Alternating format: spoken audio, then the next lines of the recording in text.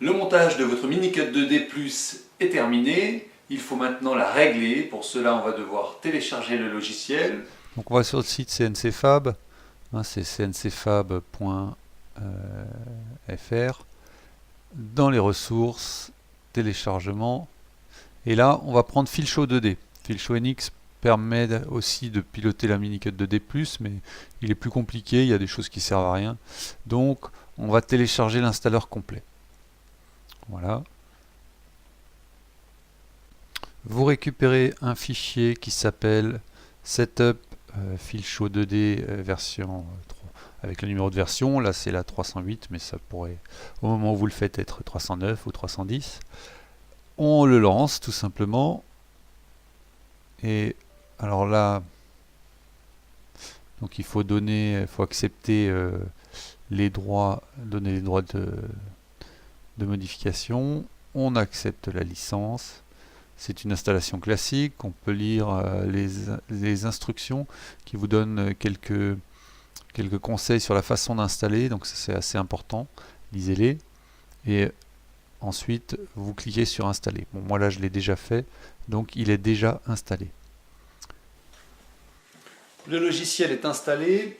Pour le moment, on ne connecte pas le câble USB de la mini-cut 2D. On va d'abord effectuer un premier réglage dans le logiciel et ensuite seulement on connectera l'interface pour éviter qu'il y ait des tables qui s'écrivent dans l'interface et qui ne soient pas au bon paramètre. Filshow 2D a été installé. Il y a un raccourci qui est créé sur le bureau. Donc vous pouvez le lancer et sur cet écran vous voyez qu'il n'y a pas d'interface détectée puisque je vous ai dit de ne pas connecter la mini-cut 2D+. La dernière machine utilisée, c'est la machine par défaut. Le logiciel se lance, on va tout de suite aller dans les paramètres machine. Ce qu'on va faire, c'est qu'on va prendre la machine par défaut. Donc vous voyez que c'est une machine, c'est un nom réservé, les onglets sont grisés, il y a des cadenas, on ne peut pas modifier les valeurs de cette machine. Par contre, on peut les copier. Donc pour ça, on crée une nouvelle machine et on va l'appeler mini-cut MC2D+. On n'a pas droit à trop de lettres, on a droit qu'à 8 lettres. Donc sauvez le nom. Et maintenant, tous les paramètres ont été libérés et ils sont affectés à la machine MC2D+. Il y a trois mémoires dans l'interface de la mini-cut 2D+. On va écrire dans la première. On pourra en choisir une autre. Le logiciel se débrouillerait, mais on va faire comme ça. Donc là, vous allez pas à pas modifier les choses en même temps que moi. Donc là, les sorties pour X2 ne sont pas affectées. Hop. Par contre, on va les affecter à X1. Alors X1, c'est 5 sur les pas et 6 sur la direction. On conserve le même sens. Ensuite, Y1, ça va être les pas sur 3 et la direction sur 4. Là, on inverse le sens, donc on conserve la case cochée. Et enfin, Y2, ça va être 7 et 8. Et là, par contre, on décoche. Les moteurs sont pas des 400 pas, ce sont des 200 pas. Donc, on corrige.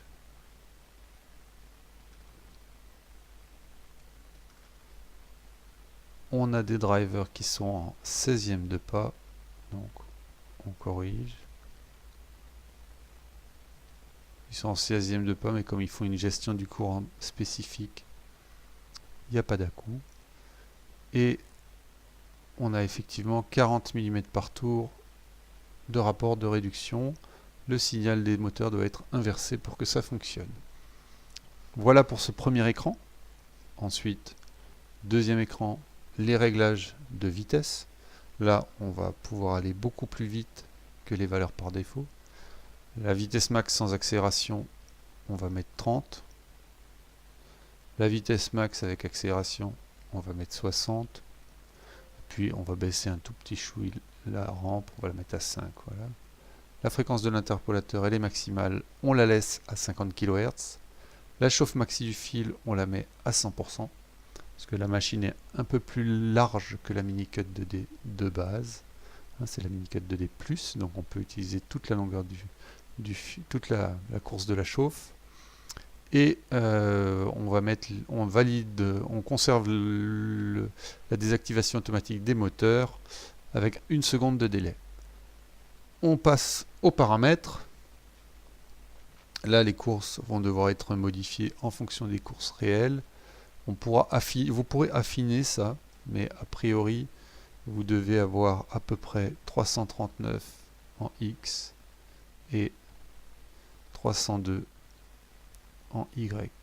Par contre, votre origine, elle est en haut, donc vous cochez origine en haut. Course X 339, course Y 302. La marge du fil par rapport au bloc, alors comme on n'a pas une zone de travail trop grande, on ne va pas prendre trop, on fera attention de mettre des blocs qui ont la bonne dimension, donc 2 mm, ou alors de donner une dimension de bloc un peu plus grande que la réalité, s'il le faut. La marge du fil par rapport au plateau, on va prendre 1,5 pour être sûr que si on descend tout près du plateau, on ne brûle pas le plateau. Donc ça veut dire qu'on ne peut pas descendre à moins de 1,5 mm du plateau. Ça c'est pour ne pas faire de marque. Et la marge d'origine par rapport au bloc, on va mettre 2. Donc ça va être l'emplacement où il faut mettre le bloc avant une découpe. On ne le met pas pile sous le fil, on le décale de 2 mm. La tempo de chauffe du fil, 2 secondes, c'est bien. C'est ce que le fil attendra avant de commencer son déplacement. Vitesse de découpe 4 mm par seconde, ça c'est parfait, c'est passe-partout, ça marche bien. C'est comme ça que le logiciel est paramétré. Saignée 1, pareil. Et en rapide, là par contre, on va pouvoir aller beaucoup plus vite, on va mettre 26. Alors, on a mis 26.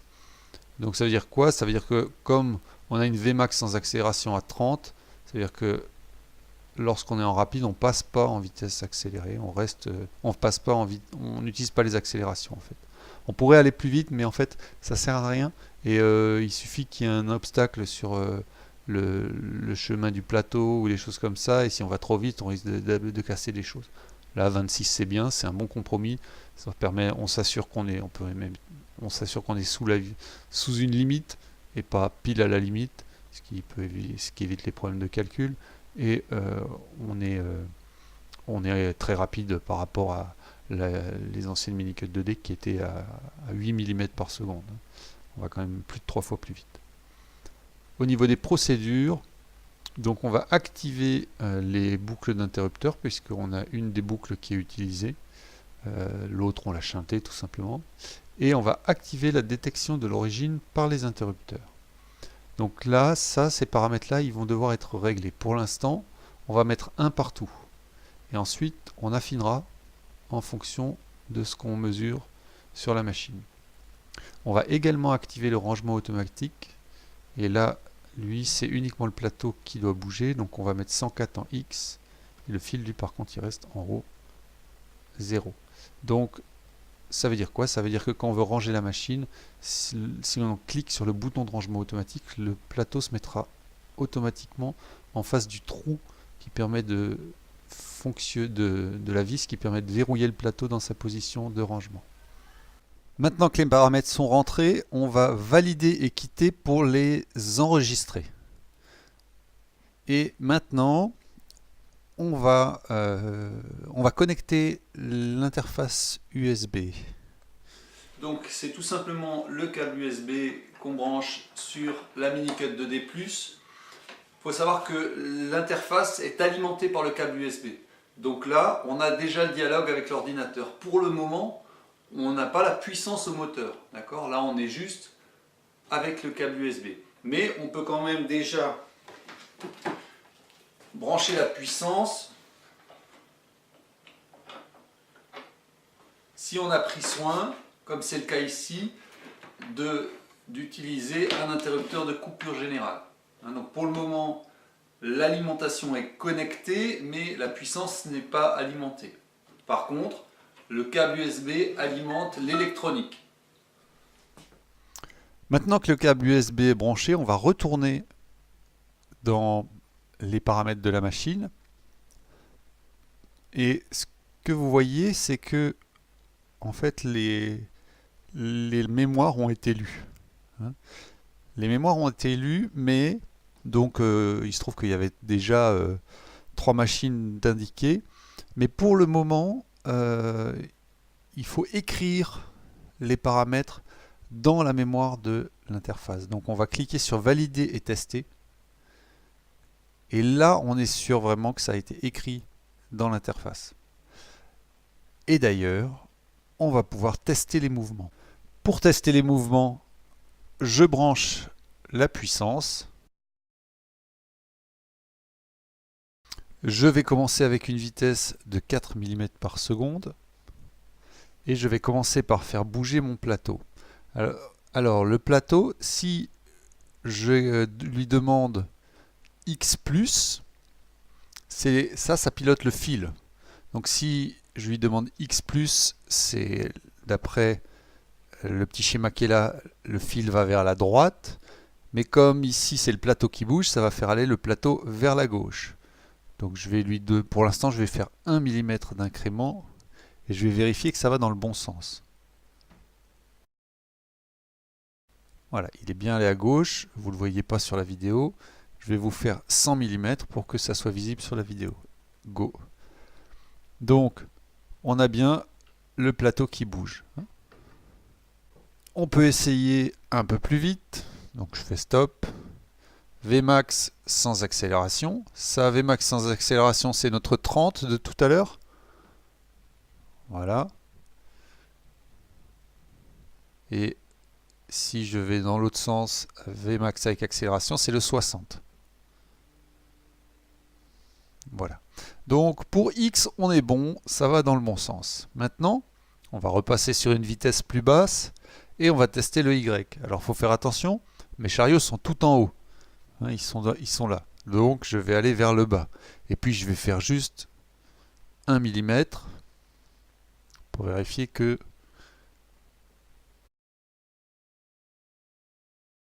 Voilà, ils vont dans le bon sens. C'est bon. Maintenant je fais 100. Alors je fais stop, je vais un peu plus vite. Vmax sans accélération. Voilà. Voilà pour ces paramètres-là. On va ensuite tester la chauffe. Donc, on met ici sur On et on va les mettre à 100%. Pour vérifier, on prend un petit bout de polystyrène.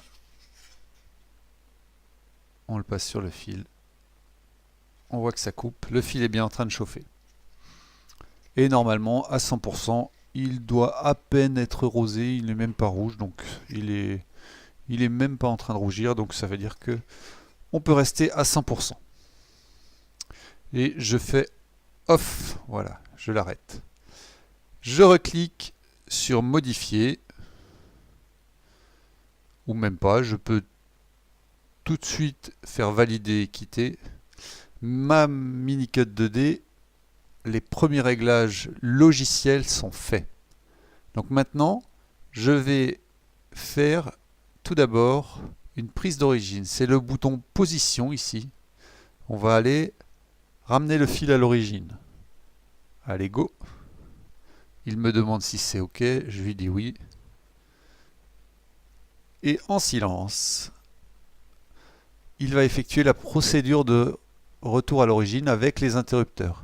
Là, on a un premier interrupteur qui vient de se déclencher. C'est l'interrupteur DX. Un deuxième interrupteur, un troisième, voilà. Maintenant, on est à l'origine théorique. Qu'est-ce qu'on va faire? On va mesurer la distance des deux côtés du fil pour voir si elle est identique.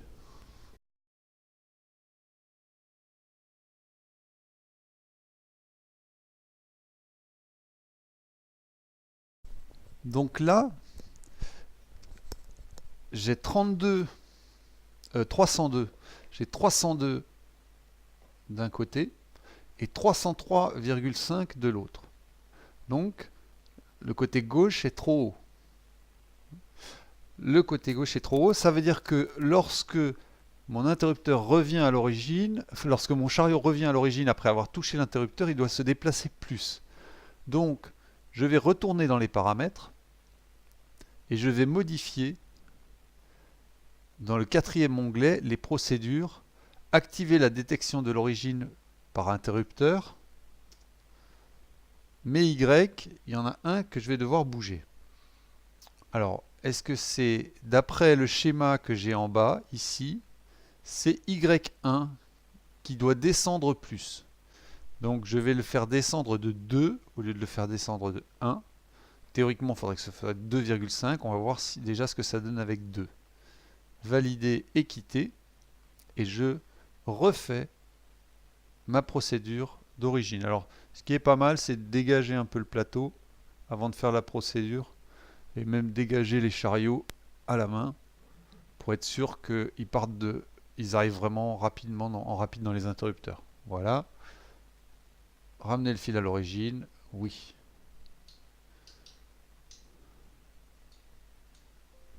Et je remesure.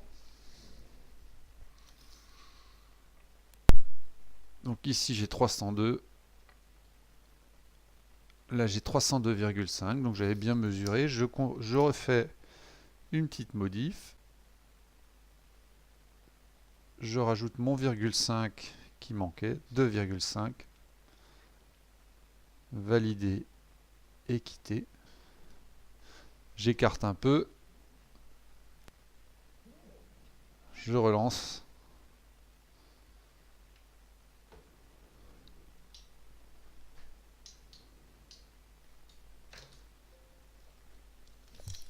Et là, normalement, 302. 302. Impeccable. Et donc, j'ai bien ma course de 302 mm que j'avais rentrée tout à l'heure en verticale. Maintenant, ce qu'on va faire, c'est qu'on va aller dans les paramètres pour aller plus vite. C'est ce qui permet, on va valider et tester. Là, regardez là, les paramètres, j'avais mis une course en Y de 302. Donc c'est bien celle que je retrouve. Si vous avez par exemple 303, vous mettez 303 ici. Procédure, valider et tester. Allez, Vmax avec accélération, 100, je descends. Je fais descendre mon fil. Une fois, deux fois et 3 fois. Je dois m'arrêter 2 mm avant le bas. Alors je vais pas prendre de risque. Je vais faire 10 et je vais faire plusieurs fois.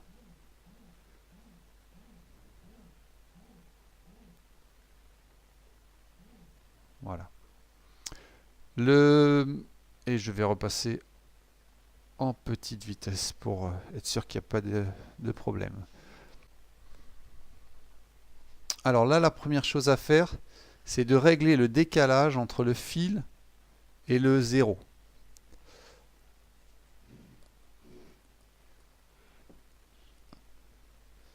Pour ça, on va dévisser le plateau et on va le faire bouger. J'avais fait une prise d'origine et je suis seulement descendu verticalement. Ça veut dire que horizontalement, mon plateau est à l'origine. Mais je veux moi, vous savez, j'ai mis 2 mm dans les paramètres entre le bloc, la position du bloc et l'origine. Donc ce qu'on va faire en fait, c'est que ces 2 mm, là on a le trait du 0, on va le décaler de 2 mm par rapport au fil. Hein, bon, 2 mm à l'œil, quoi, ça devrait aller. Donc pour ça, on dévisse les vis qui bloquent le plateau. On les desserre juste. Hein. Alors il faut faire attention de ne pas faire bouger le profilé aluminium en dessous.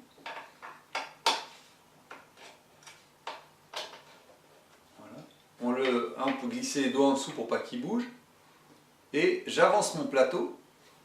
Alors le fil peut éventuellement être un peu en biais. Donc ça se corrige plus au niveau des ressorts.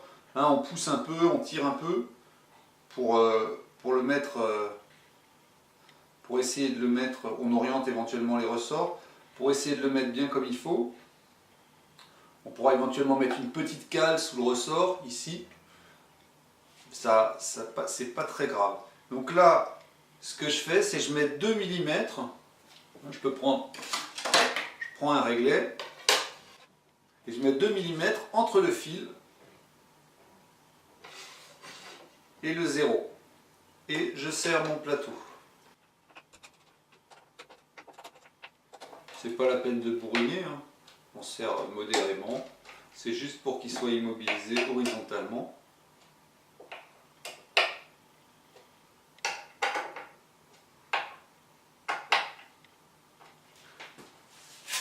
Donc maintenant, quand j'ai une découpe à faire, mon bloc, je l'aligne tout simplement sur le trait du 0 et il y a automatiquement 2 mm de marge quand le fil descend. On est sûr qu'il ne tape pas dans le bloc. Donc maintenant, votre fil est à 2 mm du 0 quand on est à l'origine. Ça, c'est réglé. Les interrupteurs, les décalages d'origine en haut sont réglés aussi. Ce qui reste à faire, c'est les butées mécaniques. Donc là, on va tout simplement se mettre à la hauteur mini du fil. Alors, mon réglé là. Voilà. On a dit qu'on mettait le fil, qu'on autorisait le fil à descendre à 1,5 mm du plateau. Donc ça, il va avoir le droit de descendre à 1,5 mm. Donc, on va mettre les butées mécaniques légèrement en dessous, on va les mettre à 1. Donc, je mesure 1 mm par rapport au plateau, je descends le fil à cette distance, alors soit avec le logiciel, soit à la main.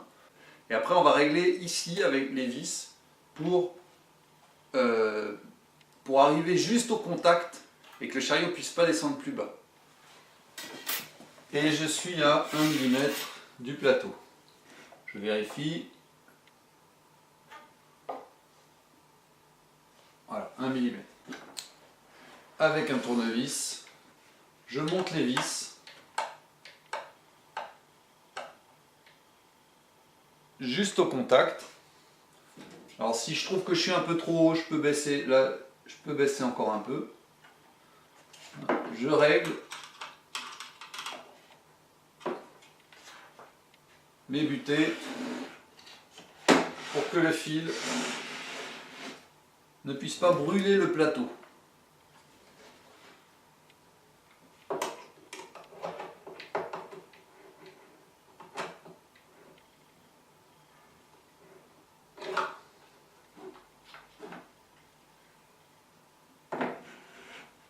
Et je reteste à la main. Bon, je monte, j'arrive en contact, je monte, j'arrive au contact et il me reste bien, voilà, 1 mm partout.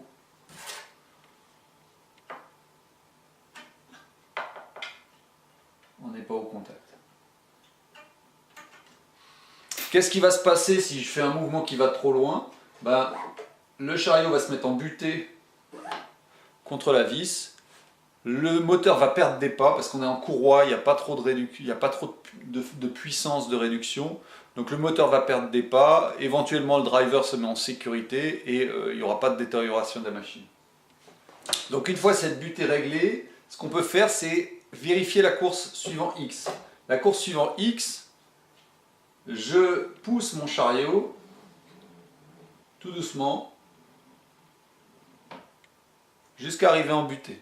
Une fois que mon chariot est poussé, j'ai juste à regarder sur les graduations du plateau pour savoir à quelle distance j'ai parcouru. Donc là, j'ai fait 340 mm. Je me garde 1 mm de marge et c'est les 339 que j'ai rentré dans la course en X. Donc on est bon. Et donc maintenant, je vais vérifier la position de rangement, de pliage. Comment on fait? Tout simplement, déjà on va dévisser ça, on en profite, et on va cliquer sur le bouton aller en position de rangement, et on va voir que la machine va faire l'origine et ensuite va se décaler pour que le plateau soit prêt à être immobilisé. C'est parti.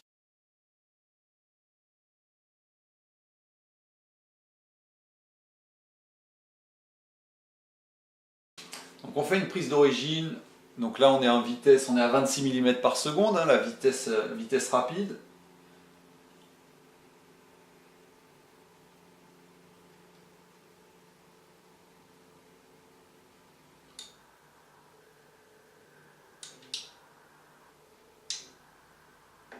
Voilà, l'origine est atteinte.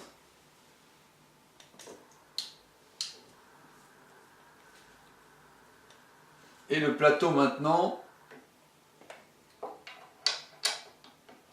j'ai juste à visser.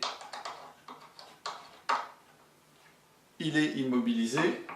Je peux plier ma machine et la transporter.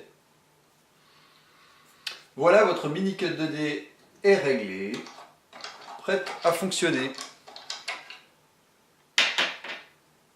Une petite information supplémentaire, on peut bouger les axes à la main, mais il faut éviter de le faire trop vite.